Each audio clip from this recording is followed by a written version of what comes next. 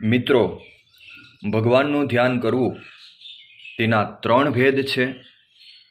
તેમાં બહાર લીલાનું ચિંતન કરીને ભગવાનનું ધ્યાન કરે તેણે કરીને સ્થૂળ દેહને ધક્કો લગાડે, અને મનન દ્વારા ભગવાનનું ધ્યાન કરે તેણે કરીને સૂક્ષ્મ અને સ્થૂળ એ બેયનો ધક્કો લગાડે, અને ઇન્દ્રિયો, અંતઃકરણ તથા માયિક ભાવે રહિત કેવળ સત્તારૂપ થઈ ને પોતાને અક્ષરરૂપ માની ને હૃદયમાં ભગવાનને પ્રતિલોમ વૃત્તિએ સન્મુખ રહી ને ધ્યાન કરે તો એ ભક્તને પૂર્વ, પશ્ચિમ, ઉત્તર, દક્ષિણનો ભાવ ટળી જાય છે. કારણ શરીરે સહિત 3 દેહનો નાશ થઈ જાય છે. એ સૌથી શ્રેષ્ઠ ધ્યાન છે.